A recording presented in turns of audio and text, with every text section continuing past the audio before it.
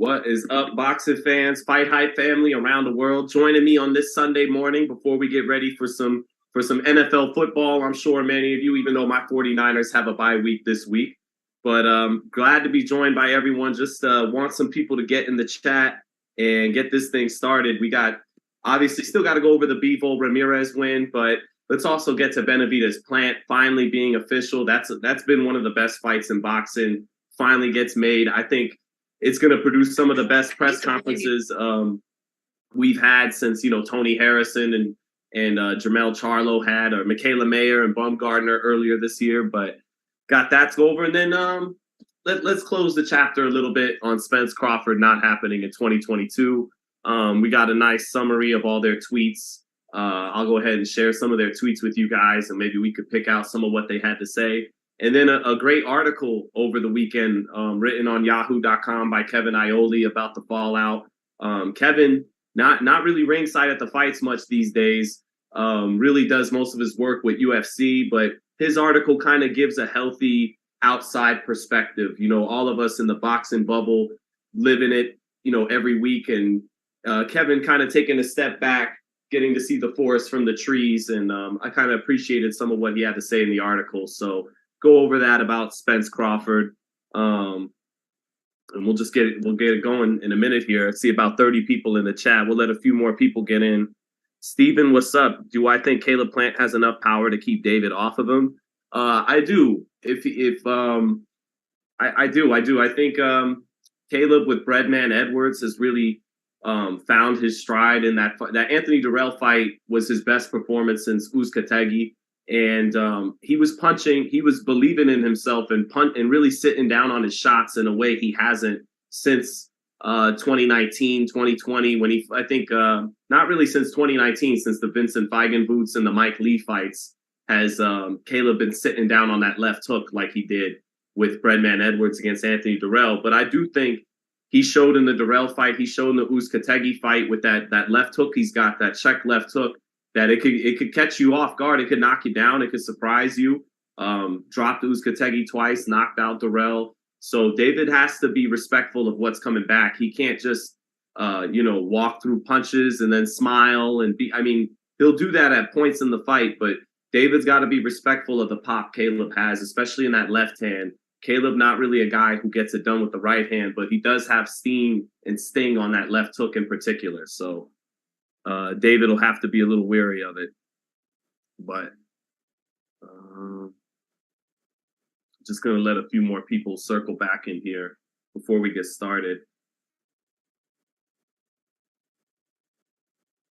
And yeah, Stephen, David's got to watch out with Caleb, because I do think David will win that fight when it happens in the second half. I think he's going to struggle in the first half of the fight when Caleb is really fresh and has his legs all the way underneath him. I think Caleb is going to box really well early in that fight.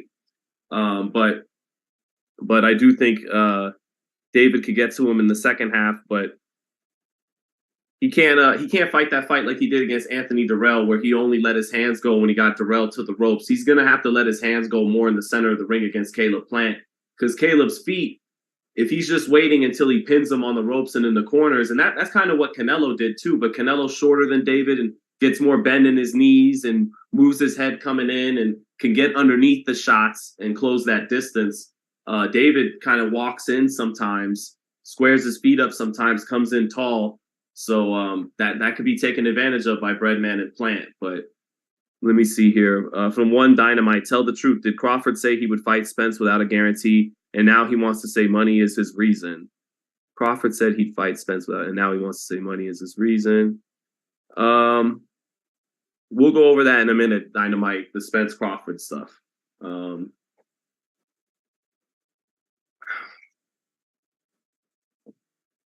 Thank you, Matt's Adventures. Thanks for joining in.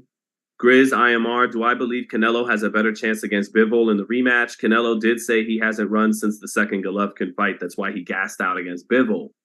Yeah, but his stamina was fine against Caleb Plant just a couple months before, where he had enough power to knock Caleb out in the 11th round. And but Canelo paces himself, even as he's peaked his last couple years since the second Golovkin fight. He does pace himself. But his stamina did look a little worse in 2022. I just thought if Canelo is what he is at this point in 2022, the guy we saw in May against Bivol and in September in the third Golovkin fight, there's no point in a Bivol rematch. He's going to get beat worse than he did the first time. And he wasn't blown out the first time. I thought he won 4 or 5 rounds in May against Bivol, but Bivol's gotten better. He looked better against Zittel Ramirez.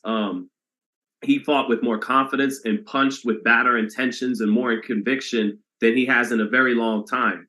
Because once he started fighting the Joe Smiths and those kind of guys, he became more of a, just a pure boxer, content to go 12 and fight behind his jab and win rounds and bank rounds and fight intelligent. But I think Canelo has reignited some of the killer in Bivol, because when Bivol was coming up, first 9 out of 10 fights or so, he scored knockouts, quick knockouts on Showbox, on HBO undercards. He was blowing guys out. And then once he got to the world-class level, he started to box more. Well, after this Canelo win, they say a champion gets 50% better once he becomes champion. And he was already champion, but beating Canelo, he looked already 50% better last night. So Canelo, to me, in 2022, definitely took a step back from his peak of 2021 and 2020 against Callum Smith. If Canelo, after 60-plus pro fights and going into his turning 32 years old, if this is who he is in 2022, he's going to get beat worse by a Bivol rematch. Now, if Canelo has it in him somehow to summon up a vintage performance, if he can be more what he was against Callum Smith and Caleb Plant, and if he can do what he did from the first Golovkin fight to the second Golovkin fight, which was throw 10 more punches per round. He threw 500 punches in the first Golovkin fight. He threw 620 punches in the second Golovkin fight. That's 10 extra punches per round. If he could muster that kind of conditioning in a rematch with Bivol, fix the conditioning, get the work rate up, and still turn back the clock just a year and a half back to how he looked 24 months ago, 18 months ago, 12 months ago, then Canelo has a shot, I guess, in a rematch, but he'd still be an underdog. Even the best version of Canelo I've seen, the guy that fought Plant and Saunders and Callum Smith, would probably still come up short against Bivol. But I'm still down to see the rematch. It's Canelo Alvarez we're talking about. It's the guy who was the pound for pound king for a couple of years. I'm down to see him take another run at it, but I do think Beterbiev Bivol is the serious business to be done at 175. So, dope. We got more people in the chat. Good to see you guys. I highly doubt Bivol even wants the Canelo rematch. I don't know. I think look, man, there's a lot of money on the table. Eddie Hearn is already in Bivol. Eddie Hearn good at getting his guys beat sometimes, and he's already in Bivol's ear, kind of throwing at the idea of him getting him down to 168 pounds. You could be undisputed at 168, and then the next fight better be and become undisputed at 175. But if I'm Bivol, I stick around at the weight I'm comfortable at, and I fight Canelo again at 75. But there's always money that can make Bivol get back in the ring. But I'll say this about Dimitri Bivol, cool dude. We've interviewed him on the channel for years. He's always been a respectful guy. And now that he's beaten Canelo, he hasn't really changed. Same guy. So I'll say this about Bivol, very respectful guy, good guy. He might be one of the rare fighters that if there's 7 million, 5 million on the table for Beterbiev and 10 to 15 to 20 million against Canelo, he might be one of those rare guys that says, I'm going to take the Beterbiev fight first to be undisputed. That's just kind of how he's built. But even someone like him, I don't think would turn down the money from a Canelo rematch. And you can't count Canelo out. He showed us in the second Golovkin fight he could come back and improve his conditioning, his work rate, his desire, all of that.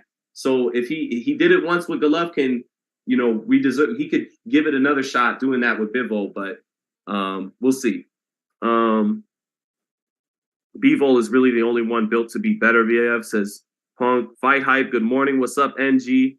Alan CV says Canelo gassed out and followed the wrong strategy. He can definitely do better than that. I agree.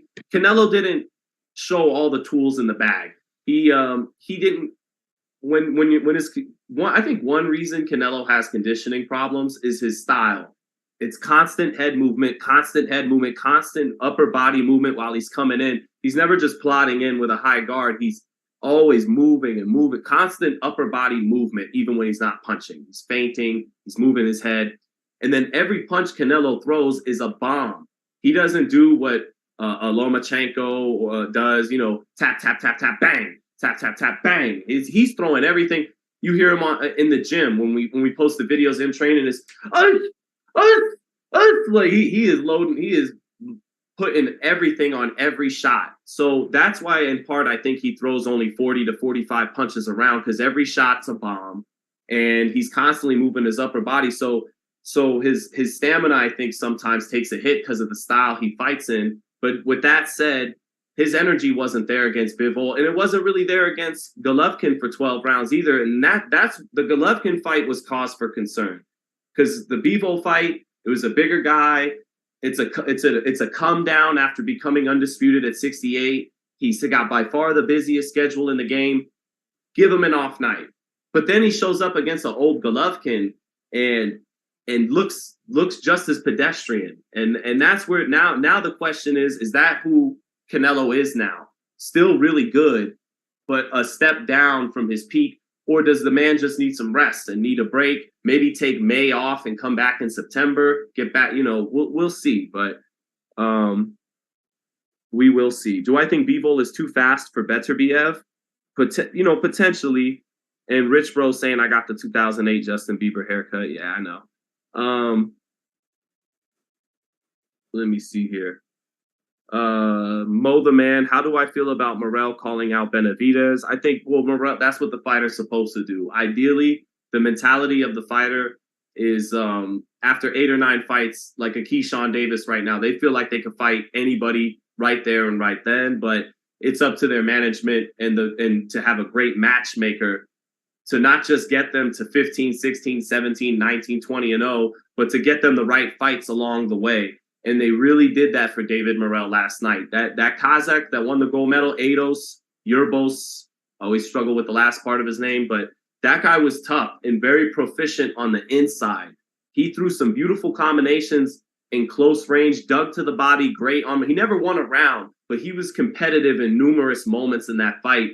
And I think he helped David Morrell's development, and especially on inside fighting. But I don't think Morrell's ready for a Benavidez, and I don't think that fight does anything for Benavidez. If Benavidez were to knock off David Morrell right now, he'd still have essentially knocked off a prospect. Now he's a contender. He's even technically a world champion, which is kind of silly. But David would get flack for beating a kid that was green. So that they're not at the juncture where that fight makes sense right now. David should have been fought Caleb Plant, but now that fight is finally happening. And that's the kind of fights David needs. Morrell and David are just at 2 different junctures of their career. So, but eventually that will be a really tough fight for David Benavidez, because Morrell has the feet that Benavidez doesn't have. Morrell has the athleticism with his feet that David doesn't have. David is very athletic in terms of hand speed, punches hard, one of the best combination punchers in the game, and slept on upper body reflexes by David Benavidez. And he'll have to show that against Plant, but his feet aren't what David Morrell's feet are. So that will be a tough fight in the future. That's going to be a really good fight down the line. So just real quick, guys, I'm going to touch back on Dimitri Bivol's performance. One thing that was really impressive that Bivol kept doing was, despite being the shorter guy with shorter arms, he kept making the tall guy reach. He kept making the tall guy from long range, where he's supposed to have the advantage, make him reach. And he did it. He just keep that beautiful high guard Bivol does, and that beautiful rhythm, and take little half steps back, make him reach, catch, and then boom, boom, boom, boom, boom, right back with 1-2s down the pipe and counter. And one person, I'm going to share the screen, guys. Host disabled participant screen sharing. Let me get a little permission here to share screen. And I'm going to share something that really summed up what Bivol did so well with Ramirez. I want to share a tweet from my man Lee Wiley, who I know some of you know Lee on Twitter, does some great film breakdown.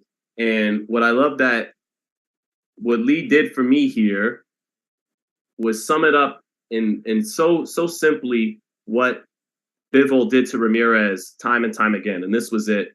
Again, Ramirez, taller guy, and he kept forcing him to reach in despite being at the range where he shouldn't have to do that, and then countering him. Watch. Reach, doom, doom, 1-2s right down the pipe. And that was all day. Making Ramirez reach, taking half steps back, and coming down the pipe. And what's great about that that Bivol did is a lot of times guys that can pull off those kind of maneuvers have gifts that me and you don't have. Okay, they can do that. They can do that with the shoulder roll. They have the feet to get out of range. But what Bivol did was all textbook. It's all stuff that people like me and you at home can actually study and learn. He's just fighting in the high guard, and he's taking half steps back, and he's parrying, and he's not doing some incredible Terrence Crawford lean back, throw the hook, come with the uppercut, all these amazing punching angles and weight distribution and counters. He's just keeping his fundamentals, keeping his guard high, taking a half step back, seeing the shots coming, catch, and then before the guy can reset, shooting down the pipe with the 1-2s. That's textbook fundamental stuff. That's stuff you can actually learn at home. You could try all day in the mirror. You're not going to learn what Roy Jones does. You're not going to learn what Terrence Crawford does or what Floyd Mayweather does. But what Bivol did there was textbooks boxing stuff that you could actually learn from. Errol Spence is like that. The way Errol Spence in his high guard and he fights off the jab and digs to the body in mid to close range, that's stuff anybody can learn. The some of the stuff Crawford does or Boots does, that stuff you got to have some special gifts you're born with. So I just wanted to share that. That was great stuff by Bivol there. Rich Bro says Bivol manages distance better than anybody in history. I don't know about that, but I never seen anyone who can control that like him. But Bivol has to fight before undisputed. Eddie's really pushing for that Bivol versus Buatsi fight, so that might be next in UK. Well, yeah, and by the way, a lot of time when we discuss these cross-promotional fights, PBC gets the smoke, right? Where it's like, is PBC going to work with Top Rank? Is PBC going to work with DAZN to make Tank and Ryan, right? Well, let's definitely keep that same energy for Matchroom and Top Rank. Will they work together to make Bivol and Beterbiev, or will Eddie Hearn do some maneuvers like you're talking about? Talking about taking him over, my man Pat G, talking about bringing him over to fight Buatsi. Will Arum try to continue to make Beterbiev fight the Anthony Yards? I know that's his mandatory, but will they be only but too content to match Bivol and Beterbiev with other fighters, or will they do what? Will they be hypocrites and not do what they criticize other promoters for not doing and not work with each other? We'll see if Matchroom and DAZN, along with ESPN and Top Rank, give us undisputed at 175. And it's very curious because they have tons of opinions on the business, those two companies. I'm very curious to see how they work that out. Will that be on DAZN and ESPN, or will it only be on ESPN? We'll see. Honestly, that should just go to whoever pays them the most, right? But so we'll see. But shout out to my man Steven. Thank you for the 99. Thank you, brother. Appreciate that. Bivol Beterbiev will happen because the money will be too big and it will be in the Middle East. That is where all that money's coming from these days, isn't it? And I remember 10, 15 years ago when big money offers were always coming from the Middle East, but no one actually took their fights there. And now it is happening, which isn't a good look for boxing in my estimation. It's not a good look. Hold on, my son keeps talking. Hold on. Hey, babe, we're trying to do the stream. Yeah. All right. But it's not a good look because it reflects that, because it's kind of like a failure on our part in the States when boxing in the United States can't be prosperous enough where the promoters feel like they can make enough money putting Zittel and Bivol in LA. Bivol lives and trains in Southern California. Zittel's Mexican and lives in Southern California. So it's a little bit of a poor reflection and a failure on the business when we start taking these fights to the Middle East, because that means we're not doing hot enough in the markets in the United States or in the United Kingdom. And then, that's funny money. We don't know how that money is coming in. Kinahan could have something to do with that because he was running operations there in the Middle East. So, but we'll see. I do want to circle back here for a second and then check the chat for a minute because I think my chat froze. But to move on, I wanted to talk about Crawford and Spence for just a moment here, because there's so much going back and forth about whose fault it is and all those kinds of things. And this was a good article. This was a good article right here by my man, Kevin Ioli. Sport of boxing is great. Business of boxing is horrendous. Here's my column on the failure of yet another huge fight to be made.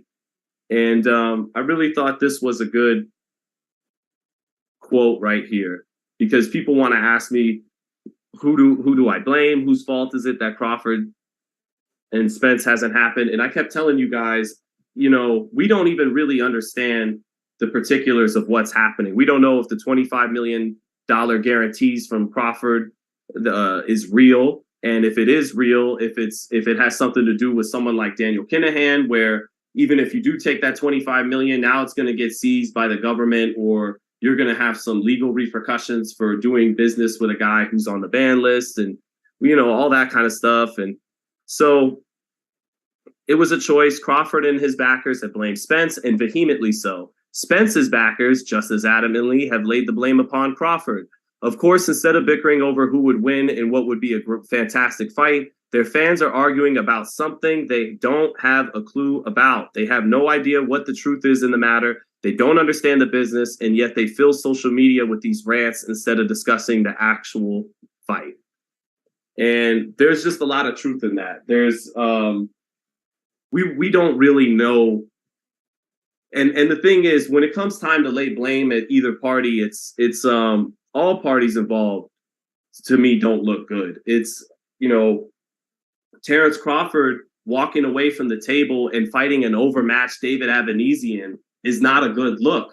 But he's holding up the fight after Errol Spence and PBC kind of proudly said, you wait over there for 2 or 3 or 4 years. We're going to make the fights we want to make with Porter and Ugas and Danny and Mikey. And you just stay over there with your WBO title and stay busy. And when it's time, when we deem it time, we will make our way over to you and make the fight.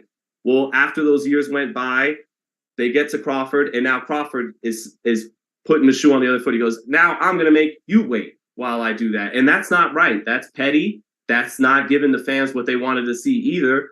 But I can't just, it's all on Crawford when he's delaying the fight, when out of their own mouths, they were delaying Crawford Spence because they tell us that's only the fight, that the fans want and the boxing bubble wants, and it's not as big as people think, and there's other fights to be made before we get to that fight. Well, to put it simply, I'm not gonna get mad at Crawford for saying I don't want to do the fight right now, after they said for 3 or 4 years we don't want to do the fight right now. And so everyone gets the blame. And Mayweather-Pacquiao, back when it was Mayweather-Pacquiao, I felt that way, even though there was a legit argument that really it was on Pacquiao for not wanting to take the steroids test in 2010. And then other people would devise their argument for, no, it's really on Floyd Mayweather. But at the end of the day, it reflected poorly on all parties, in my opinion. And it looked to me like in that case, Manny and Floyd were happy to exhaust their options before getting to each other. And that wound, even though I believe Floyd when he says that was never the plan, but even he admits it all worked out well because we wound up making more money that way anyways. And Crawford and Spence might make more money in the end doing it that way anyways. But we got to get closer to Leonard Hearns, these guys fighting at 23 and 25 years old instead of 33 and 35 years old. But, just let me get back to that article for a second, because there was a couple of good quotes in there. And again, Kevin isn't covering the sport like he used to, but that gives him, in my opinion, actually a decent perspective in a different way, because he can see the forest from the trees. We keep bickering about this trivial stuff in a shrinking bubble. It reminds me of wrestling, right? If you were to go listen to hardcore wrestling fans, they'd be arguing over The problem with wrestling is Sami Zayn didn't get put over, or Roman Reigns gets put over too much, or this wrestler should have got a push instead of this wrestler. And it's like, no, guys, the problem is 1/10 of the audience that used to watch your product is watching it now. And that's I think has happened in Spence Crawford. That's what I see in boxing is it's Crawford's fault because he finally got away from Arum, and now he wants to walk away and fight a bum on a fringe platform. No, it's Spence's fault because he wanted to freeze Crawford out for 3 or 4 years, and he was on the wrong side of the street. No, guys, the problem is 9/10 of the audience isn't watching anymore and doesn't care. They could care less why the fight isn't happening. Most people don't even know who they are. And it kind of reminds me of wrestling like that, where everyone that the ratings just keep dropping and dropping, and everyone's arguing over, no, it's because this wrestler deserves more shine. Or it's this. No, clearly the problems are much bigger than any 1 or 2 wrestlers. Clearly the problems are bigger than any 1 or 2 fighters in boxing, you know. So, and I only, and some of what he says isn't true. Like, for example, here, I'll go back. Let me screen share for a second. Some of it is doom and gloom when he says it sold. Top Rank vastly overpaid Crawford and PBC overpaid Spence. Top Rank lost millions on Crawford versus Sean Porter. It sold a small amount of tickets. So that's not true. That fight actually was a sellout and was one of the hottest tickets in Vegas. I know that from even Jim Boone and KO tickets. And tanked on pay-per-view, that is kind of true. It did only do about 150K buys. So that part's true. But there's one part where here's why the fight has been made, exclusivity and expectations. But there's one paragraph where he sums it up really well. There's no way.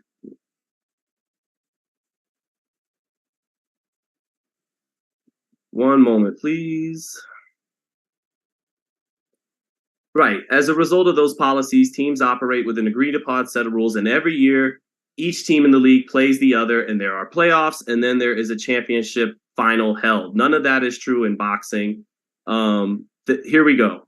The exclusive TV deals are death to the sport, period. If Showtime and ESPN say we're open to all promoters and bid on fights they felt their audiences would love, it would boost the sport immensely. Exclusivity simply prevents a huge number of potentially good fights from occurring. And you guys watching this all know this. You had ESPN with Top Rank, Showtime with PBC, DAZN with Matchroom and Golden Boy. And what Kevin's talking about is partly why Tank and Ryan isn't happening. Tank and Ryan is on life support. Showtime has Davis, who is with PBC. DAZN has Garcia, who is with Golden Boy. And he goes on to say the NFL has broadcast deals with CBS, Fox, NBC, ESPN, and Amazon, and no game is ever not scheduled or held as a direct result of them. And that is huge. It would be like in the NFL in a way, and there's some differences here because actually it'd be like the NFL and the USFL not playing each other, and they don't play each other, right? It's 2 separate promoters. They technically both operate under the sport of professional football, but they're 2 separate promoters like UFC and Bellator, and that's kind of boxing. They're all operating under the sport of professional boxing, but it's 2 different promoters. So in a way, it'd be like saying USFL won't play NFL, Top Rank won't face against Golden Boy guys or whatever. But at the end of the day, what Kevin's saying is true. It's the sport of professional boxing. And it's not like in the NFL because Fox does a majority of NFC games and CBS does a majority of AFC games. When it's time for the Niners to play the Chiefs, they just go, well, the game has to happen on Fox or the game just doesn't happen. You know, like they work it out because it's a sport at the end of the day, and the best teams have to play each other in a sport. And it can't come down. It has to come down to a meritocracy. It has to come down to who's the best team, not who's with the best network. And so Kevin touches on a lot of things in there that are true, that we know is true. But if you say these things, you'll still get met with resistance with the people in boxing. And I think they can't. They're in it too deep to realize what everyone else is saying is actually true. And I used to be one of the people. And when I get picked up in my Lyft rides and my Uber rides, they go, "Oh, you cover boxing? I only watch UFC. Isn't boxing dead?" And I'd get passionate. And no, it's not dead. It's global. It's the second most global sport behind soccer. You know, boxing has fighters making money from Russia and England and America and Mexico and Puerto Rico and the Philippines and et cetera and et cetera.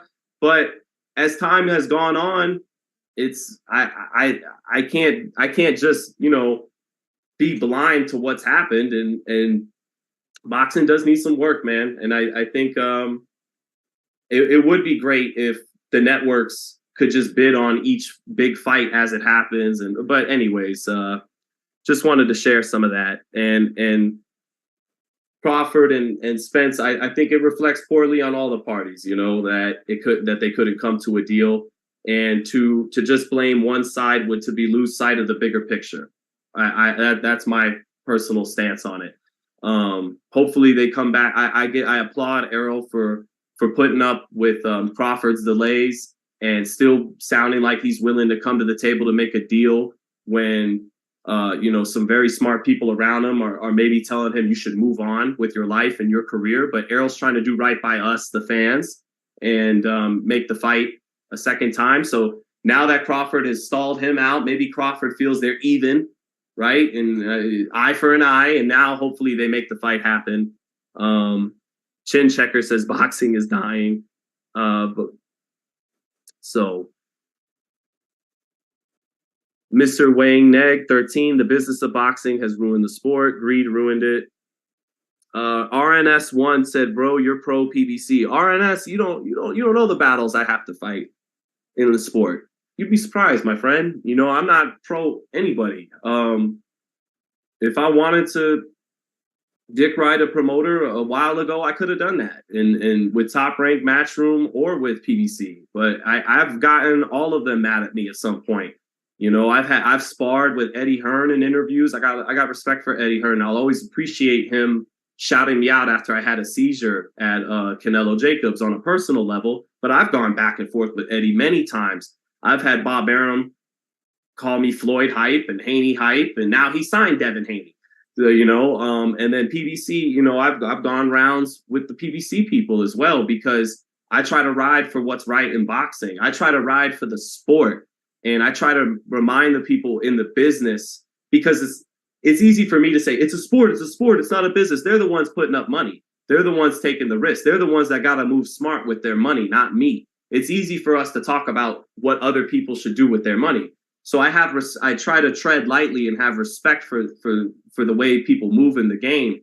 But behind closed doors at these fights, I'm always arguing for what's right in the sport. I'm always arguing for, I understand it's a business, but we got to get back to sport first, business second. But people who have their money on the line, it's always going to be business first with them. And I understand that. So our problems, we didn't get here overnight in boxing, and we're not going to get out of there overnight in boxing. So, but I appreciate you saying that. RNS1, to read your next one. It's not true what you said about Crawford. Crawford did his part. He crossed the street. He even secured their biggest payday. RNS1, what if that payday has something to do with Kinahan? Crawford doesn't want to divulge that. If he doesn't want to divulge that to me or you or the media, that's one thing. Okay. But you got to divulge that to Errol Spence. And he wouldn't, he's not, you got to tell Errol Spence, because Errol Spence has to know where the money's coming from. Because if it's tied up with Kinahan, that money could get seized anyways, and you could face legal repercussions. The government's going to knock on your door and say, motherfucker, didn't we tell you not to work with him? You know, so, well, I didn't know it was him. The money was guaranteed and the money was green, and I signed and I took it. Yeah, well, that don't fly with us. So Errol needs to know that information. But then on the other hand, Errol let it slip that, and I imagine they did have some guarantee, but Errol said, I was working off a percentage too. I didn't have a guarantee. So they're both making each other, confirming each other's mishaps. It's Crawford's confirming, yeah, I'm not going to reveal who's behind the money. And Errol's revealing, yeah, you didn't have a guarantee when you were negotiating with us. So it's like tit for tat. That's what I mean. No one looks good, in my opinion. RNS1 says it doesn't have anything to do with Kinahan. You think Al would have negotiated with Bud if Kinahan was involved? What if that was the holdup? That's what stopped negotiations, is that he was negotiating with Bud, until Bud said, I got this $25 million offer from Daniel Kinahan. And then that helped stop negotiations right there. We just don't know. That's why I quoted what Ioli said in the article. I don't really want to sit here and argue about shit we don't even really know about. All I know is that the fight ain't happening, and that's not good for boxing. We could sit here and lay blame. We could be Team Spence, we could be Team Crawford, or we could say the truth, which is no one's surprised it didn't happen. We expect fights not to happen in boxing. If we all had a gun to our head, we'd all go, Tekken Ryan's not happening. So, I was a drug addict once, full disclosure. Okay? I went to rehab in 2013. And the first step of getting better was admit you have a problem. And some people in boxing don't even want to do that. They don't even want to admit we have a problem. So I'm going to start here today by at least saying we have a problem. Okay? Stop the denial. What's up, Real Talk Q? Good. Thank you, brother, for the love. Thank you for showing up, showing out in the chat. Appreciate you guys. Is Bivol the new Calzaghe? No, two different styles. Calzaghe was a busy southpaw, tricky angles, awkward. Bivol's textbook, fundamentally sound, orthodox, Eastern European style. Two different types of fighters, Bivol and Calzaghe, both terrific. But in conclusion, on Spence and Crawford, I give shout outs to Errol for saying, I'm gonna try and do right by the fans. I'm gonna circle back. And even if it is some BS in the end, I'm going to try once again to deliver the fight. And so hopefully after Spence fights Stanionis or Keith Thurman or whoever, those are better fights than Avanesian, to give him credit where it's due. And Crawford smokes Avanesian. Hopefully they come back to the table. But if they don't, they don't. I think some of us are ready to move on. I'd rather see Boots Ennis fight one of these guys almost at this point. And if it doesn't happen, maybe that'll be one of the wake-up calls needed for the sport. A reality check. Like, hey, these two great welterweights were sitting around for 4 or 5 years around each other. They never fought. Maybe we need that kind of wake-up call, because maybe if the fight gets made, the status quo just keeps going on, and we keep getting these fights later than we really want them to. And sometimes things got to bottom out before they get better. We'll see. Next year, we'll have some good fights. It's not all doom and gloom. We will have Jermell Charlo and Tim Tszyu. We'll have Benavidez and Plant. Errol will be in a decent fight, I'm sure. Tank will be in a solid. We'll see what happens with Tank. Martin and Rivera signed a good fight a week before Christmas. That's a 50-50 fight. So things will be all right as long as you guys rock with me in the chat.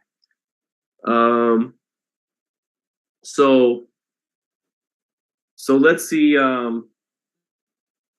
want to get to another thing here. Let's get to Plant and Benavidez, shall we? Finally, that fight is here. That's a fight I've been wanting for years. I wish it would have happened ideally when Benavidez was WBC and Plant was IBF, but David got stripped being overweight in the bubble in the pandemic. Plant was fighting subpar opposition, kind of keeping his O intact, getting ready for a huge fight against Canelo. That was smart business. But now that payday was secured and David is still making weight at 68, it's time for them to run it. That's going to be a great fight. Let's circle back to where this kind of all began. On one faithful day at City Athletic Boxing Gym here in Las Vegas, Nevada, on a clip that made the rounds on FightHype. Let's take it way back to what year did we get this up? 4 years ago. So this is 2018.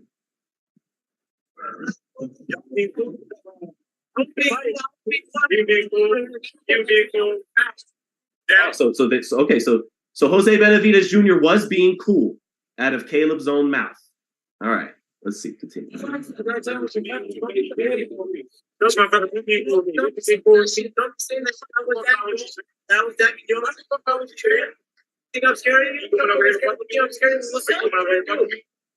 Benavidez Jr. was such a tall 140-pounder that he's eye to eye with Caleb Plant, who's a 168-pounder. Damn, Jose was a tall 140.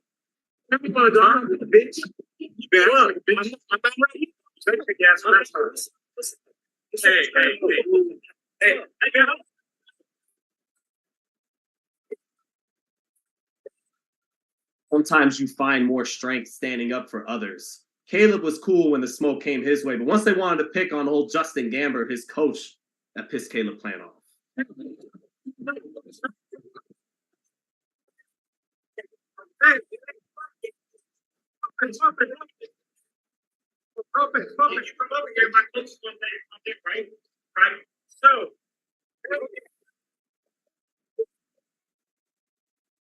Said my coach will try to calm things down. Rightly so.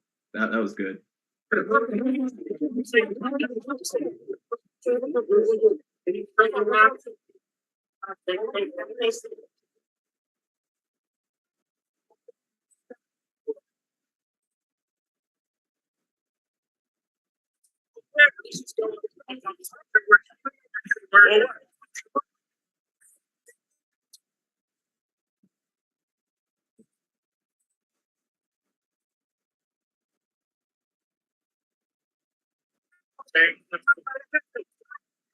You got it too. Listen, you got it too. And Caleb sneaks over. I think it was where's the moment? I remember the facial expression. It was at this moment Caleb made up his mind that yeah, I'm gonna punch him.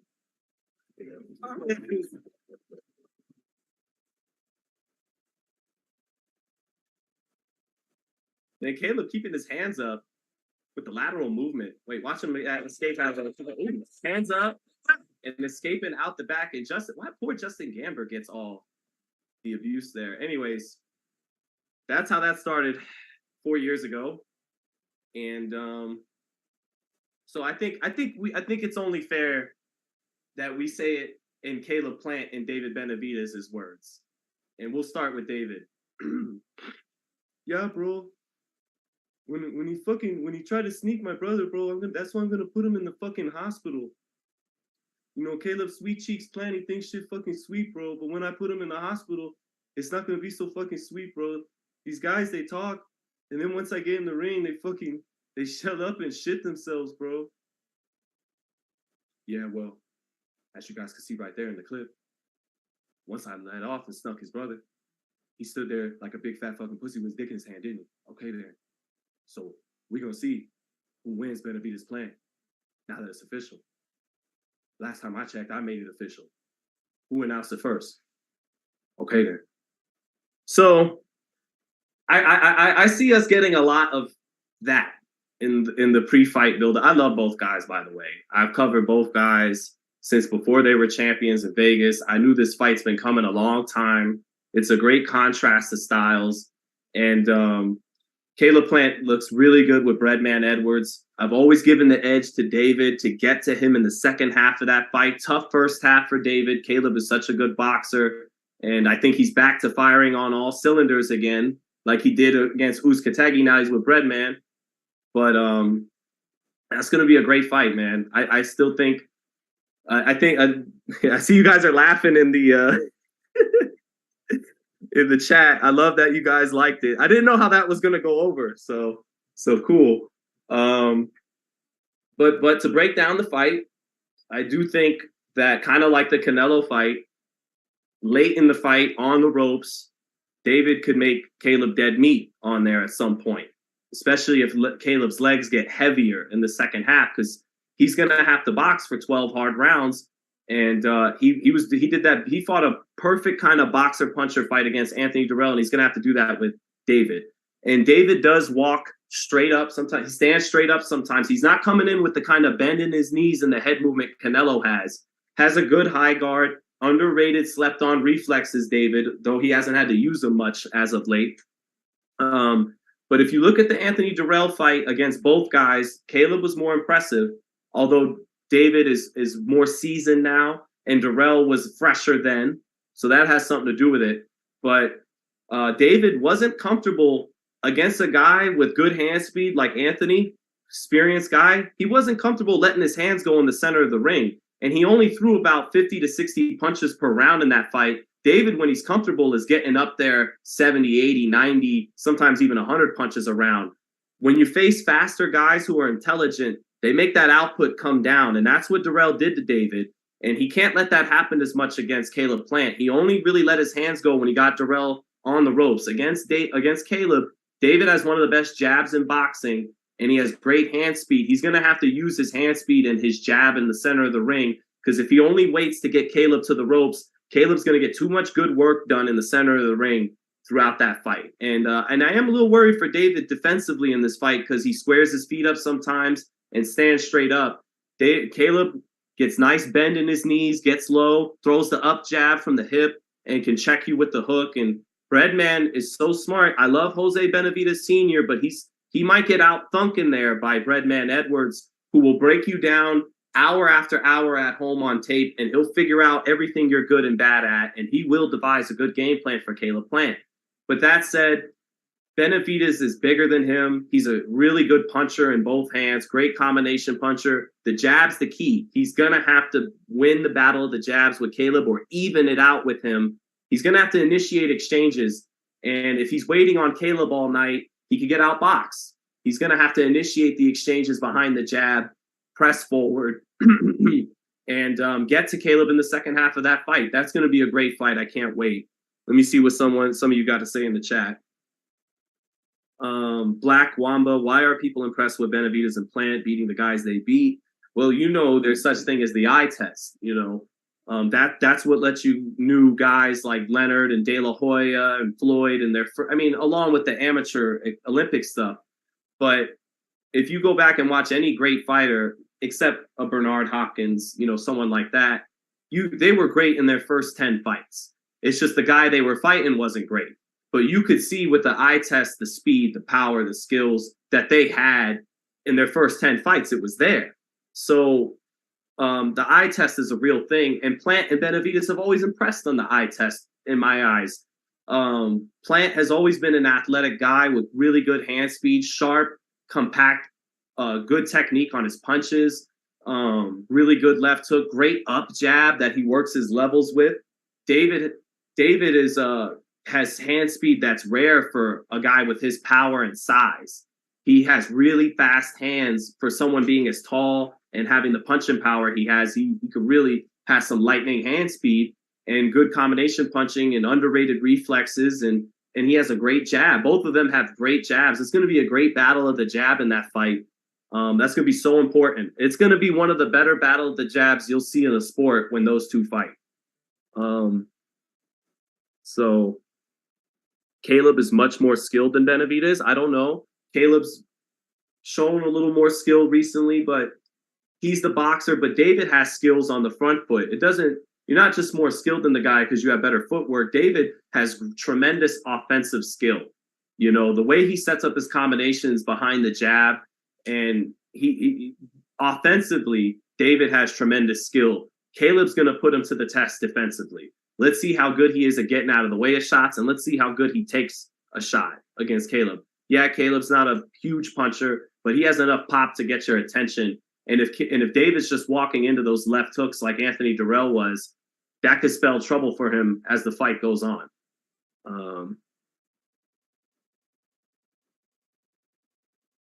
Benavidez beat up Prime Triple G in sparring years ago. That's what Dynamite says. Justin Gamber was a good trainer, Regular Bob. He trained his amateurs back in his home, back home in Tennessee, and opened his own gym and worked with Caleb for a long time. Justin Gamber knows his boxing, man. Just because he doesn't, look the part or isn't a physically tough-looking guy, he has it up here. Justin Gamber is the guy that got Caleb to the world title. So, just because Caleb parted way with him after the Canelo loss, I wouldn't shit on Justin Gamber. He did his thing with Caleb Plant for the time they were together. Bivol said Canelo punches harder than David. Well, I heard that David got the better of Bivol in those sparring sessions, and David's punching with 16-ounce gloves on in sparring, right? 14 or 16-ounce gloves. That's going to be a little different with 10-ounce gloves on fight night. But then again, Canelo does load up on every shot. Every shot from Canelo's a bomb. And maybe he does punch harder than David Benavidez punch for punch. I just know that they're both punchers. And Benavidez is a very good puncher. He's not a one-punch knockout guy, but he can really punch. And I think part of why he hasn't been getting one-punch knockouts is Ellis and Kyron Davis and Romero, Alexis Angulo. These last, even Lemieux, they're handcuffing early in the fight. They're not opening up and exchanging with that hand speed and combination punches.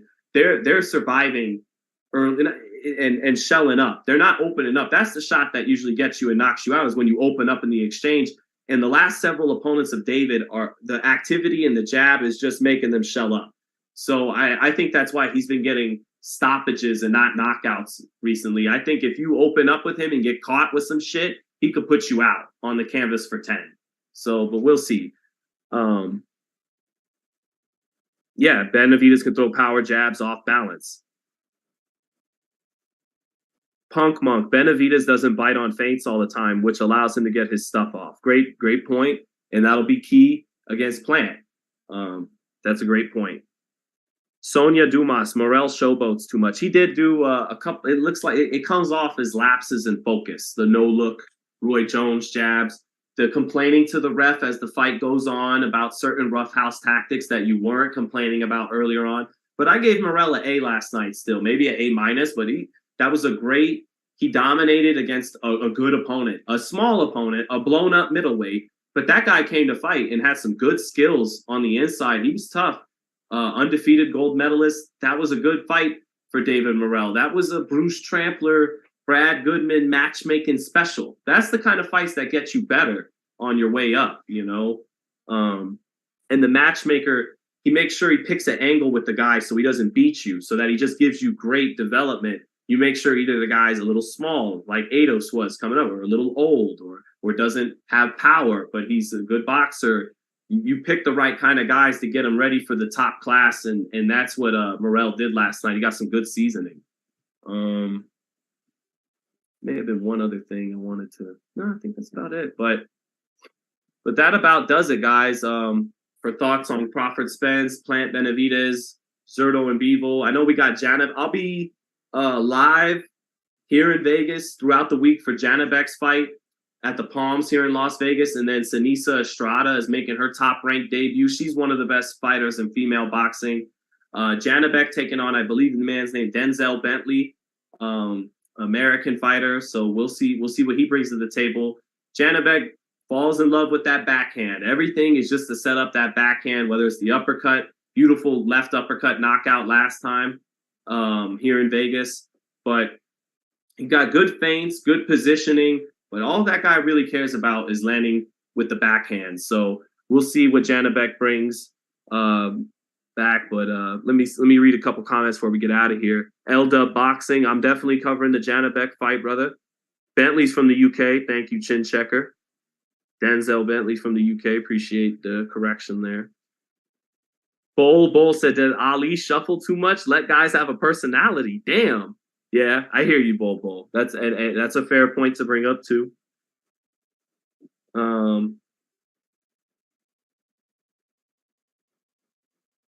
Loco 323 says, let's keep the same energy with Charlo, Spence, Crawford, and Andrade. What do you mean?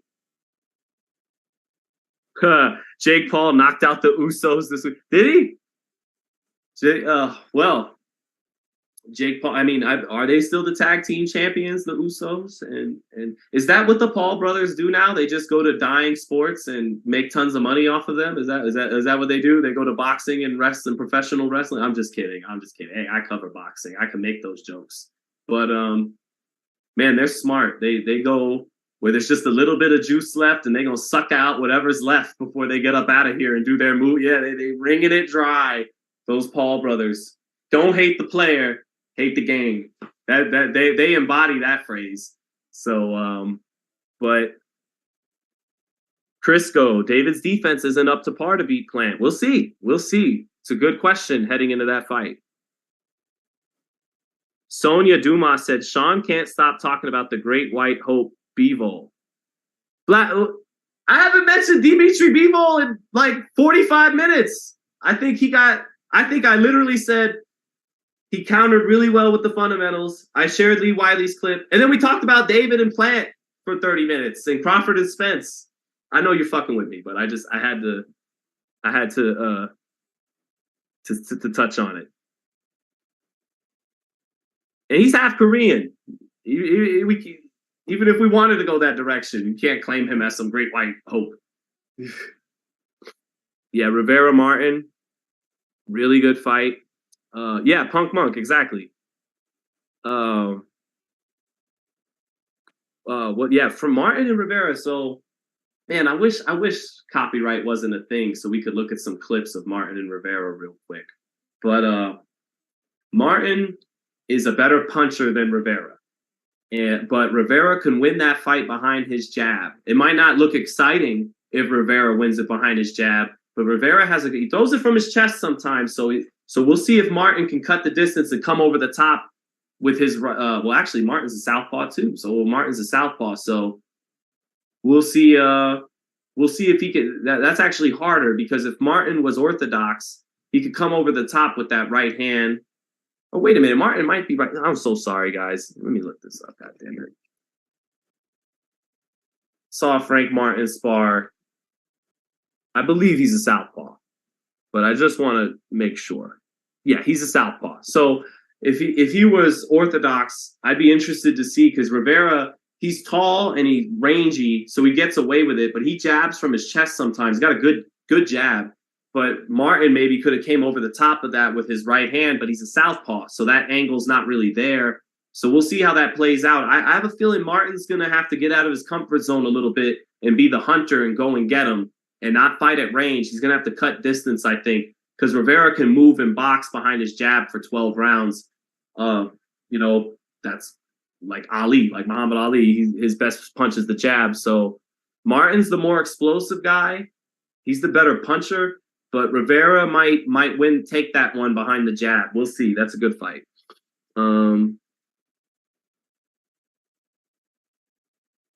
Exactly. Chin checker. Martin has power and better inside fighting. Meanwhile, Rivera has been dropped before and likes to fight at distance. Right. So Martin is going to have to cut that distance and make it more of a fight. If he tries to stay on the outside with Rivera, he could lose a decision fighting like that.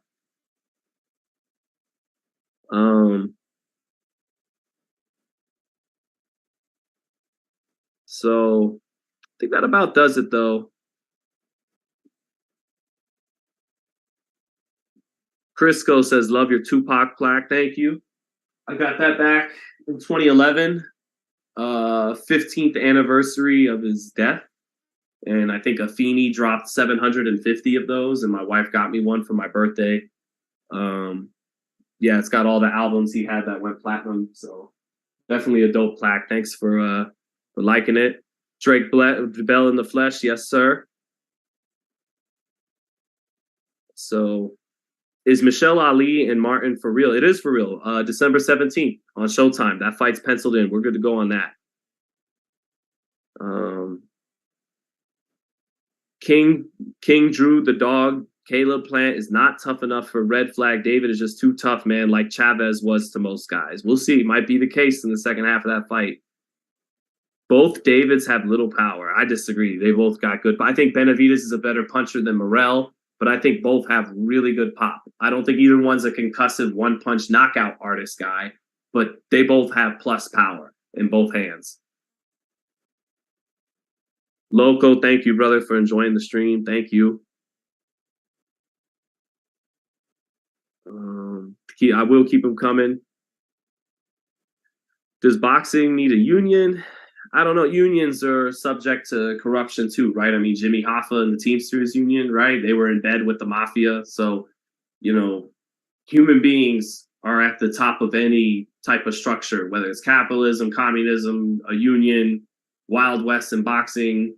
So humans are going to be corrupted. I really wish that I'm always of the opinion I'd rather people on their own get their act together. I'd rather promoters not essentially need a gun to their head, need a government threatening them with an overseeing body to have to do right. I don't like that. I'm pro-freedom, and I'd rather the promoters have the freedom and the fighters have the agency and the freedom to do what they want, but they just do the right thing kind of on their own. They work with each other because that's what's best for the sport. That's very idealistic, And some people would say you're not going to get that, so you need a commission to overcome and see that. But that's never how I like things to work out. I'd rather boxing get its act together on its own without someone coming in Tommy style and barking orders at everyone, telling them what they can and can't do in the business. So that's just me. Black Sheep, Drake Bell, why did you cut off the video years ago with Plant and Benavidez in the gym when it was getting exciting? Glad you asked that. We were okay. So full disclosure, we weren't actually there, but someone who was there sent us the video. If we were there, we would have had zoom in, and we would have had everything. I would have had the shot. We would have had it would have been like in 4K, perfect 60 frames per second, everything slowed down. I would have got an interview with both of them afterwards, a blow by blow. How'd you land the punch, David? Did you feel like they were closing the gap there after you land? David, why weren't you able to get off right after that? Was this a preview, a fight? No, I'm just kidding. But yeah, we weren't actually there. That was the clip sent to us by someone who was in the gym.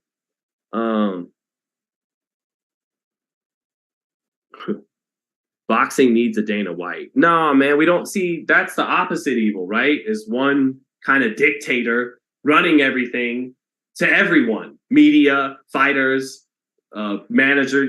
That's we're on the opposite spectrum of the problem, which is everyone has freedom to fuck off and make all the wrong decisions. And then the other evil is one dictator basically making everyone lock in step. And I get it for people who argue, well, you're better off with the Dana White model because it's about us. It's about the consumer. It's about us getting the goddamn fight we want to see and being entertained. I don't care what the fighters make. That's their problem. They don't care what I make. Why should I care what they make? They're there to entertain me. And Dana White fulfills my entertainment better than the boxing model is fulfilling. I understand that. But I'm not trying to go to the opposite evil either to solve this evil that we're dealing with in boxing. I want to find a nice medium ground where on their own, with the freedom to make their own choices, they decide to work together to give fans great fights. So we'll see. I think we can get there. That's what I meant earlier by sometimes things have to bottom out before they get better. Maybe the bottom lines of these promoters has to be affected to where they actually see incentive to work with each other. And maybe that's playing out a little bit right now. Maybe it is. We'll see. Dana doesn't own UFC. He does what he's told. I know at this point, he's more of a figurehead once Endeavor and Ari Emanuel bought it out, but he is still the dictator handing down orders that he's been given. Like he's still the one telling everyone what they can and can't do. It's not his word anymore like it used to. It's a word that's given to him from someone higher up, but the premise is still the same. They still don't really have say. They get what they're offered and take it or leave it. And yeah.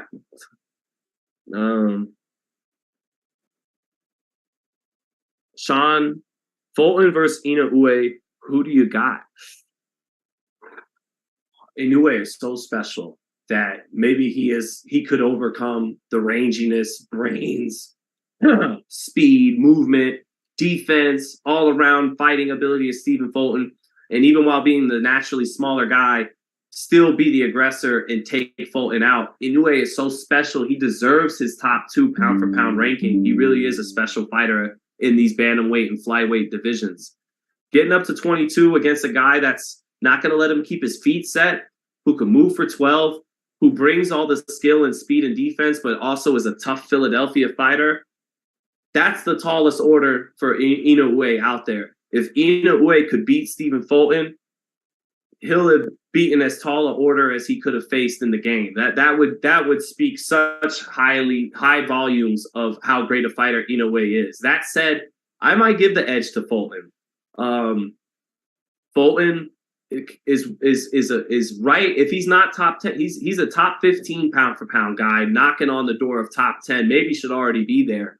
Stephen Fulton's an excellent fighter. I think Inoue is more special than him. But he'll have been on his 4th weight class by the time he gets up there to fight Fulton. So Inoue is more special than Fulton, but Fulton is so excellent, such a top elite level fighter that asking to go up and stalk a slick, tough boxer like him in your 4th weight class, it's a tall order. If Inoue could beat Fulton, got nothing else to prove, in my opinion. That would speak volumes. But I might actually give the edge to Fulton, the boxer, the slick guy, who's still tough and from Philly to go along with that speed and slickness, and he's naturally bigger. So,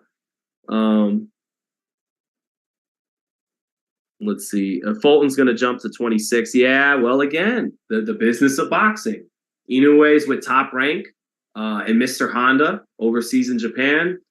Can they come to terms? Can they come to a deal with Showtime and PBC to make Fulton? So this is what I mean. No one operates in good faith when the shoe's on the other foot, right? As Showtime, it makes sense when they go, our guy Tank is the pay-per-view guy. So no, the fights in America is not happening on DAZN. The A-side fighter who sold all the pay-per-views on this network is fighting on the network he sells all the pay-per-views on when he fights on pay-per-view against Ryan Garcia, right? Okay, so Inoue Fulton, are you going to send, so with the shoe on the other foot, are you going to send Fulton over to ESPN to fight Inoue? Because Inoue is the draw. He's the pound for pound. He's the one who's a superstar overseas. Are you going to send Fulton over to ESPN? That's where we got to get to in boxing. That's it right there. When on one hand, they're willing to send over, it's gotta be fair. Okay, fine. You want Garcia because you're the A side for Tank, and he's the one who sold pay-per-views on that platform. Okay, that makes sense. I hear you. But then are you going to send Stephen Fulton over to ESPN? Because in that scenario, that makes sense. These are the scenarios that got to play out in boxing for it to get better in good faith. I'm going to send, all right, you know what? You win. Your guy's the bigger draw. He's the favorite. He's the whatever. I'll send my guy over there. But what about in the other weight class where the shoe's on the other foot? My guy's the draw. My guy's the ace. Are you going to send your fighter over there? When we get to a place in boxing where that starts happening, we'll be in a better place. And that's going to take all parties involved. And I want them to do that on their own as adults. I don't want the government or some commission to come in and tell them what they can and can't do. That's what I want to see happen in boxing. We'll see if it happens. I'll be here along the ride. I'm not going anywhere. So we'll see what happens. Fuck you. And that's actually his name. It's a middle finger. You says YouTube media is saving boxing. Thank you, brother. Appreciate your sentiment. Thank you, brother. Fulton will fight Alim next or move up. Rais Alim. He hasn't really wanted that Rais Alim fight. And I get it. Alim is a tough fight with no belt. I get it. Sometimes you do got to understand their point of view. I get it. If I'm Fulton, I'd rather fight Inoue. I'd rather fight the MJ, the Akhmadaliev guy. But guess what? He's on his own. So that fight can't happen. And that's the problem. That's the problem. And then the toughest fight he's got available, he's not fighting. And Ali, but I'm not about to criticize Stephen Fulton. Fulton put in that work at 122. He's the man at 122. He's been in good fights against he's beaten 6 or 7 undefeated fighters. So it's not against Stephen Fulton, me talking about the business of the sport. I don't want these guys catching strays especially when it's not applicable. Fulton will fight these guys. He'd fight Alim if Alim had a belt. If Rais Alim managed to get an opportunity against Akhmadaliev and he knocked him off and took the WBA and VIBF, I believe Fulton would sign up to fight him in a heartbeat. And if you're Alim, you're frustrated. You've earned your shot at a title and you haven't gotten it yet. But that's the sport sometimes.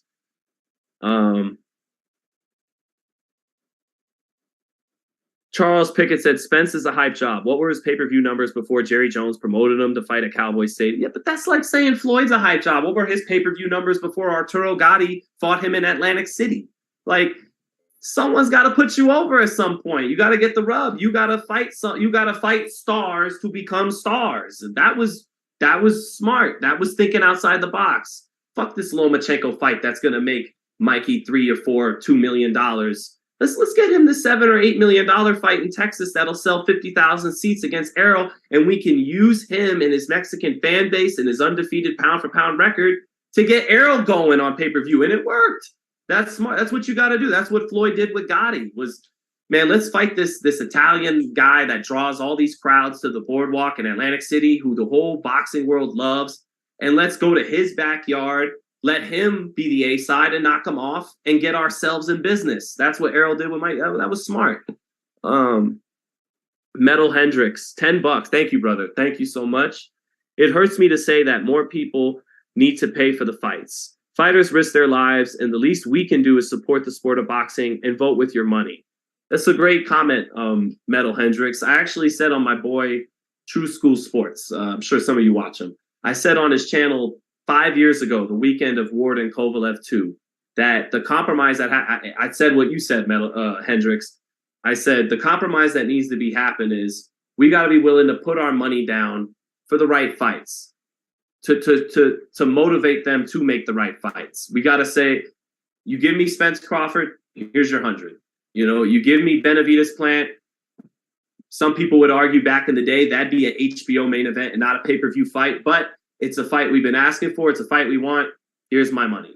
And maybe Metal Hendricks, I'm asking you, Metal Hendricks, is the second part to your point when you say vote with your money, meaning don't buy pay-per-views that you don't think should be pay-per-view?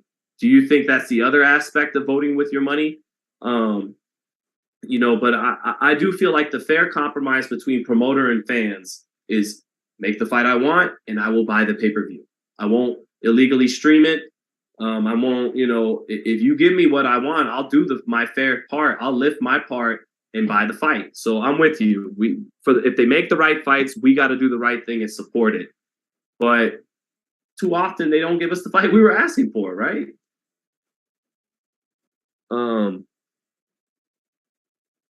Errol is nearly 33 and still stuck at 47.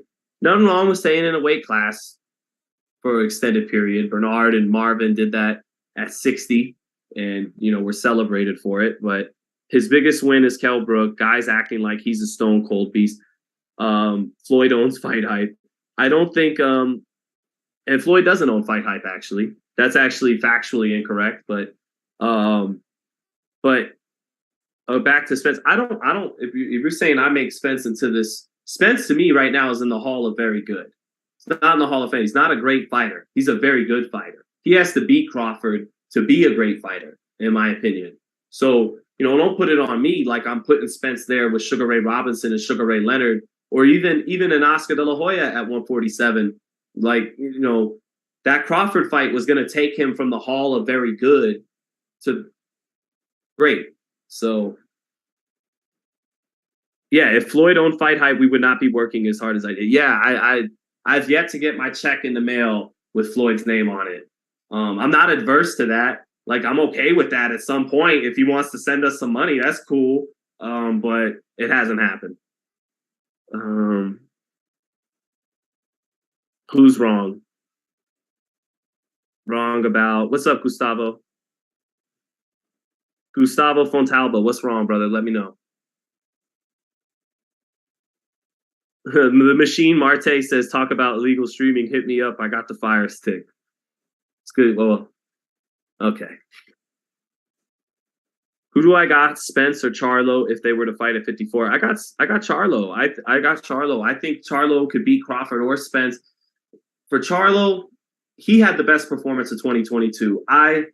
Loved loved how he fought against Brian Castano. That was some 1985 shit. The way he fought that night, punching with combinations off the ropes, improvising on the fly, defense to offense, offense to defense, throwing with bad intentions, closing the show, getting a knockout, fighting off the back foot, still punching hard. I think Charlo, as long as everything's good here, if he doesn't let those guys outthink him, or if they don't have more heart than him, he should beat both of them with his size and ability. He's bigger than Crawford and Spence, punches harder than Crawford and Spence. I think he's a more explosive athlete than Crawford and Spence. I think Jermell Charlo is peaking right now and is really one of the best fighters in the game. I love Jermell. I love a boxer puncher. That's my favorite style. And he's mastering that boxer puncher style right now. He's on his 1980s shit, Jermell Charlo. To me, he is a Hall of Famer. He doesn't have any one great win against one great Hall of Famer. Like, he doesn't have this great standout win. But the completion of his work at 54, and I think he'll beat Tim Tszyu, which is going to be another good win. I think it's a lot of solid wins. And It's more the dominance he's displayed at 154. It makes him a Hall of Famer because I believe only Terry Norris has more title defenses at 154 than Jermell Charlo. Jermell's the only undisputed 154 in the four belt era. He has the second most title defenses in the division's history behind Terry Norris.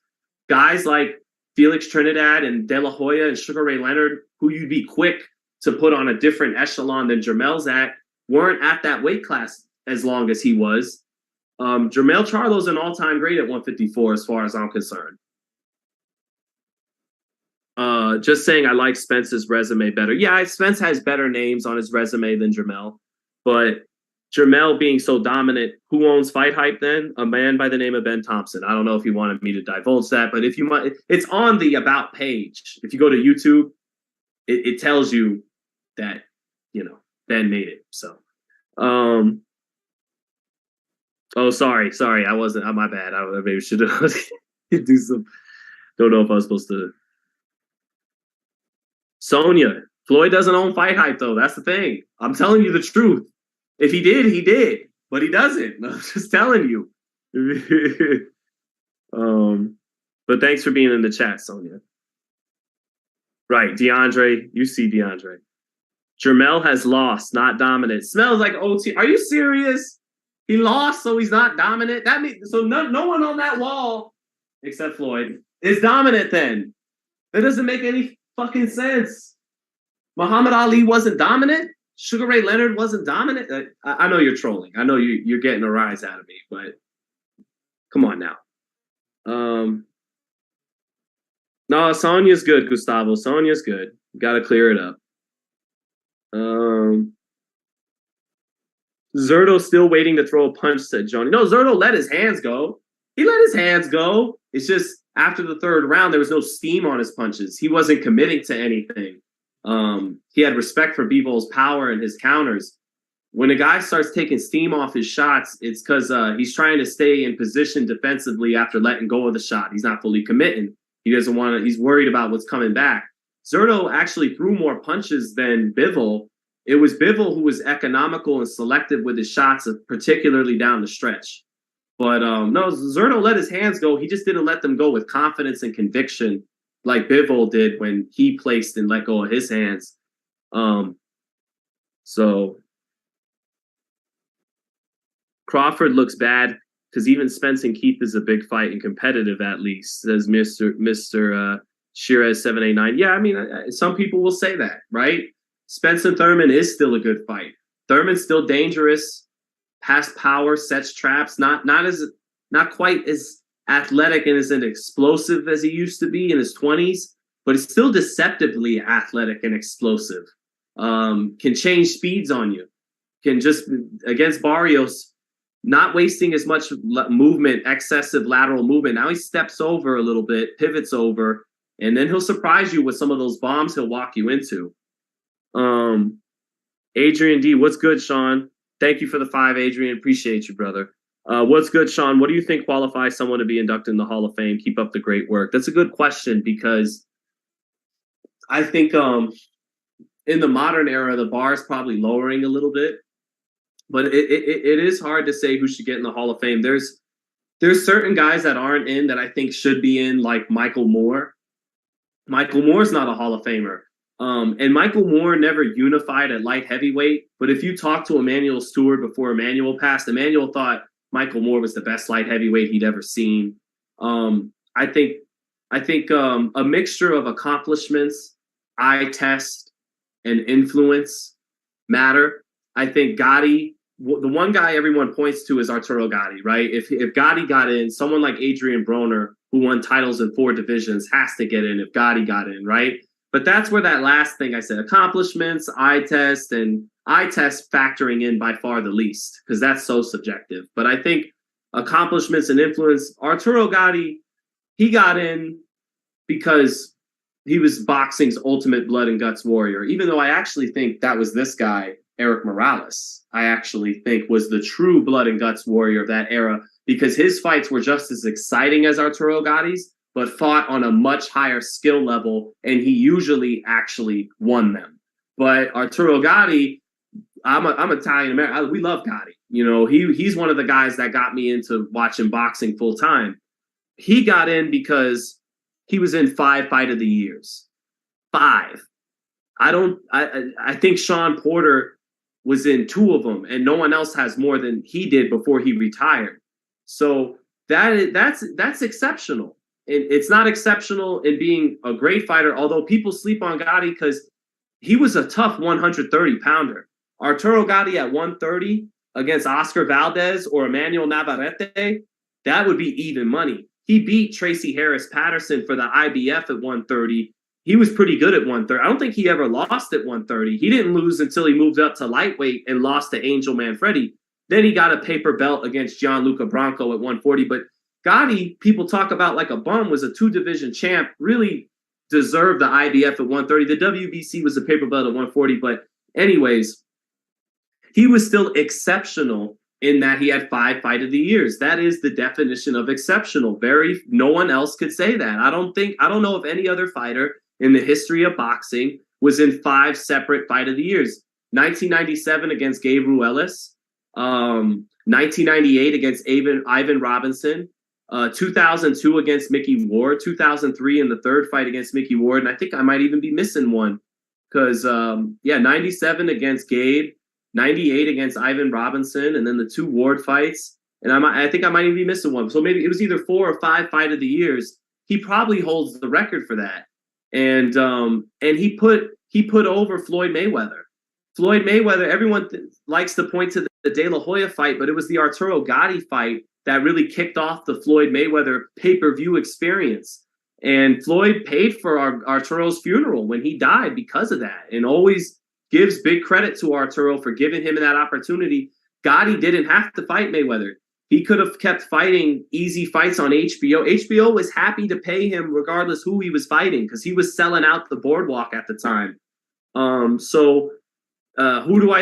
do I deduce who should get in the Hall of Fame? It's a mixture of influence. Gotti was a very exceptional case. I don't know if you'll ever see a guy with Gotti's level of accomplishments and wins get in again because they don't have 4 or 5 Fight of the Years under their belt.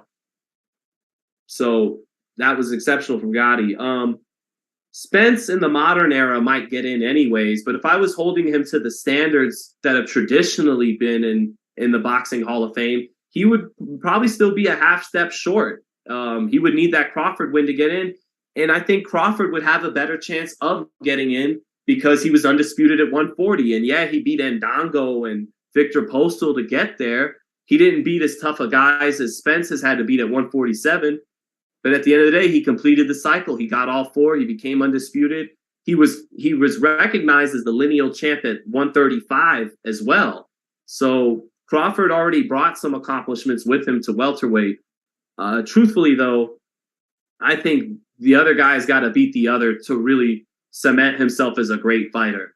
I think if they both retired right now, Spence would be looked at as a very, very good welterweight. Very good. Just a half step below great. And I think that Crawford would be looked at as a potentially great fighter who never got to fight other great fighters. Crawford's a guy who we think is great, but we don't really know with any uncertainty whether he is, because at lightweight, he beat Ricky Burns. He beat some solid guys. At light welterweight, he beat guys that were weak title holders. And then at welterweight, he got frozen out against the elite. So Crawford, I think, would go down as a guy that we think is great, but we didn't know is great. And Spence would go down in the hall of the very, very good. So, yeah, they need to fight each other.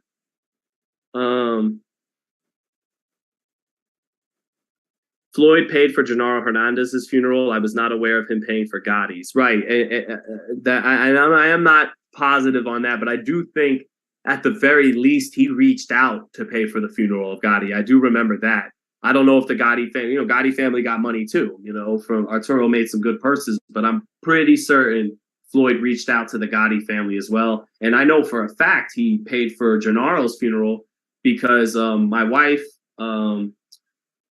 she's Mexican, and all her tias, one of her tias dated this guy Fernando out there in LA, who was an officer, and he was cousins with Chicanito, with Genaro Hernandez. And And he said, yeah, Floyd, sure enough, he paid for everything. He was there, and he knew that Floyd paid for everything. So Crawford isn't great. He's only the pound for pound. LOL. I believe he's great. I do believe he's a great fighter, but he lacks those defining victories to make him, to put him, to leave no doubt, because he leaves some room open for someone to come in and go, yeah, he was undisputed, but what was there at 140 when he did that? And then the real challenges were at welterweight, and we didn't get to see him for whatever reasons in those challenges. So how can we really fully judge what the guy is? How can we really judge any of these guys without them having fought all of each other? It's kind of silly. It leaves it to us to be too subjective. Back in the day, we know what De La Hoya is. He fought everybody. So that's got to, change. Crawford ducked Pacquiao and Spence. Crawford did not duck Pacquiao. The problem with that was Crawford and Pacquiao didn't bring as much money to the table to meet the guarantees that Pacquiao would have wanted to fight Crawford. I was told by people in Top Rank that after the Victor Postal fight, Freddie Roach saw how and that was the last time Crawford didn't knock a guy out. That was the last time a fight went the distance. Roach saw how much Terrence used his feet against Postal and used a lot of lateral movement. And he said, we don't really want to deal with all that at Manny's age right now, having to chase a guy down. So I know that if anything, it was Pacquiao's side that didn't want to make the Crawford fight. Where I do blame Terrence is if you want that fight, you got to do what Erislandy Lara did to Canelo. You got to kind of hound him. You got to be on the speakerphone to the media and to the public. I want Pacquiao. Pacquiao's running scared, et cetera, et cetera. And Crawford does the too cool for school stuff. He's not going to do the interviews. He's not going to campaign to get the fight. And so he didn't get the fight. And, he feels that Top Rank should have delivered that fight to him, but he did himself no favors in his pursuit of Pacquiao. He kind of like with Spence. He hit us with some, I don't really care whether the fight happens or not. I don't need that fight. Okay, you don't need that fight? Well, it's not going to happen then. And but that's not him ducking him.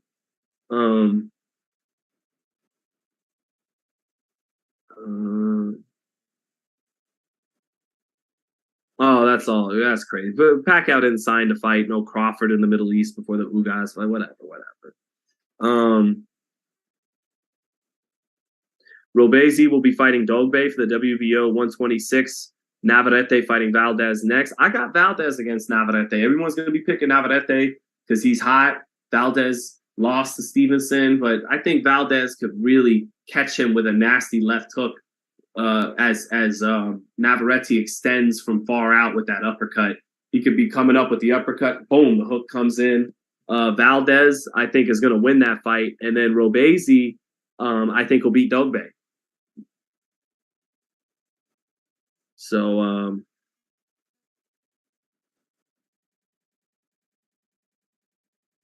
so we will, all right, guys, I think that's about it.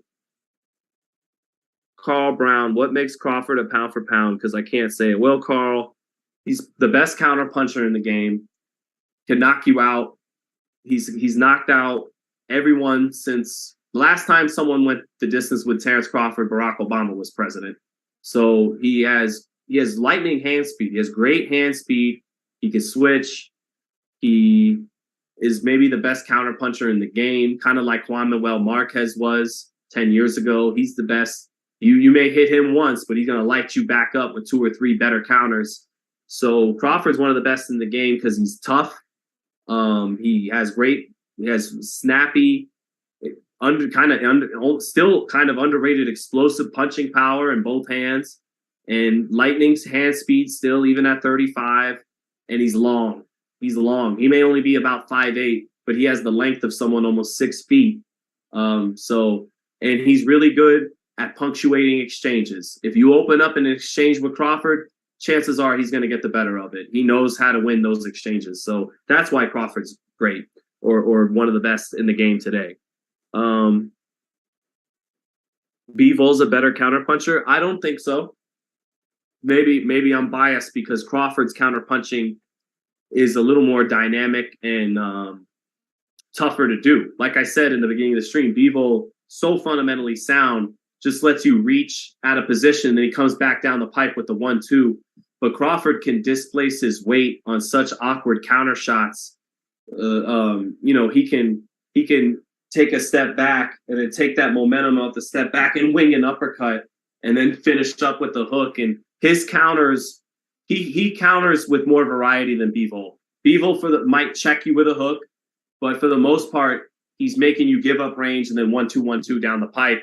Crawford's going to check you with some hook you didn't even see coming, or some uppercut you didn't even see coming, like he did Sean in the final round, and end the fight there. So I still think Crawford's a better counter puncher than Bivol, but Bivol's more fundamentally sound than Terrence Crawford. So I'm not shitting on Bivol. Bivol's more fundamentally sound than Terrence, but Terrence is more dynamic. So, Sonia says, Sean, if Canelo's dropped off, how about Crawford? I do think Crawford, I said I think Crawford's slipped a little bit. I think Crawford is at the stage of his prime that Michael Jordan was at in 1998, that Kobe Bryant was at in 2010, 2011. Still in their prime, still the best at what they do, but 1998 Michael wasn't 1993 Michael. 2010 Kobe wasn't 2006 Kobe, 2003 Kobe. The elevation wasn't quite the same. Some of the gifts are starting to recede, but they still got so much of it that it's not that noticeable. And then what has receded, they're making up for in IQ. And with Terrence, it's his legs. That's where I've seen him slow down. Don't take my word for it. Go back and watch Jeff Horn or Victor Postal from 2017 or 2016. Once he gets to 2018 against Benavidez, he started to get hit with right hands more. He got hit with right hands against Benavidez. He got hit with right hands against Mean Machine. He got hit with right hands against Sean. In that southpaw stance, that's usually the shot that's there. Crawford's legs aren't as elusive as they used to be. Against Postal and Horn, he had bunnies. He had bunnies in his feet. He could cover ground, get from one side of the ring to the other, left to right, very quickly. Now those legs are a little heavier. It's more steps over to the left, steps over. He can still move and glide over, but not with the bicycle motion he used to have at 30 years old, 29 years old. And so he's gotten hit more because of it. And his fights have gotten even more exciting because he's always in range now. He's not circling out of range as much. He's looking to just turn it up and win the exchanges. Get off that, initiate the exchange or let you initiate the exchange, but he's so good at winning the exchange. You're on your second and third layer of punches, and that's where he's going to win the game. But yeah, I do think Crawford is still in his prime, but he's at the end of his prime. And I don't think that helps him against Spence. Having fresher legs would have helped him out against Spence. So I do think that. I do think when I'm around both men, Spence still has more of that youthful vitality to him. Crawford is getting closer to middle age, getting closer to father time. Spence, when I'm around him, still has that youth in his skin and in his face, that youthful vibrancy. Crawford's not old, black don't crack, but he is getting closer to that middle age, and Spence is closer to his true physical peak. But I still favor Crawford. Errol is very one-dimensional, throws the same repetitive shots and walks in straight lines. He does at time, but he's so fundamentally sound while doing it. And it's all behind the jab. And it's also fundamentally sound. And just when you think that's all Errol is, he takes a step off to the side on his shoulder roll and keeps it long. Just when you think he's only going to come forward behind a high guard and look to dig to your body behind the jab, he does take a step off and put the roll and put the shoulder on you and keeps it long. So Errol is a better boxer than you're giving him credit for with those statements. But I do think there's some truth to what you said too. But Bull said 98 MJ only looked faded against Indiana, which had 3 or 4 guys left. The guy said, no, but 98 MJ, the field goal percentage was down. He wasn't shooting 50, 51, 52, 53, 54% like he was in those first couple of the 6 titles. By the time he got to 98, he was almost at about 45, 46% shooting. So from 96 to 97 to 98, his efficiency dropped more and more, and he wasn't averaging 30 a game anymore. In the first three-peat, he averaged over 30 points per game. In the second, by 98, Jordan was averaging less than 30 a game, shooting less than 50%. Black, Matt's Adventures, thank you, brother, for the 5. Maybe there's a parallel universe where these fights get made. Big props to Plant and Benavidez for taking this risk. Props to them for taking the risk, but at the same time, they're doing what they're supposed to do, right? Like, should I give, hey, props to the 49ers for suiting up and playing the Chiefs 2 weeks ago. That was a really tough game, but you guys got out there and did your job. Like, this is what they're supposed to do. But I agree.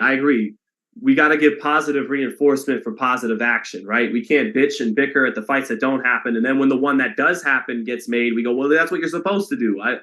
But I don't want to go overboard and bow. Oh, thank you so much. But this is boxing. This is what's supposed to happen. Fights like this. It's a commentary on the state of affairs that we feel like we better say thank the heavens when we get one we want. That means they happen too far and few between. But no, you're right. Shout out to Plant and Benavidez for making the fight happen and giving us the fans what we want. And that fight's going to live up to the hype, promotion wise and in the ring wise, I believe. So, but thank you, Matt. Let's see.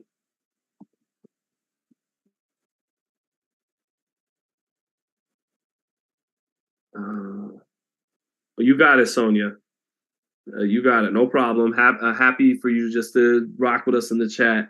Terrence Crawford versus Josh Taylor in 2023. I like Teofimo Lopez getting his shot against Josh Taylor in 2023.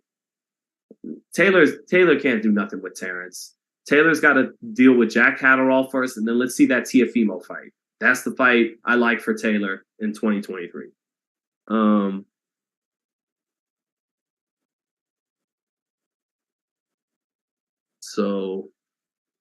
But I think that's about it, man.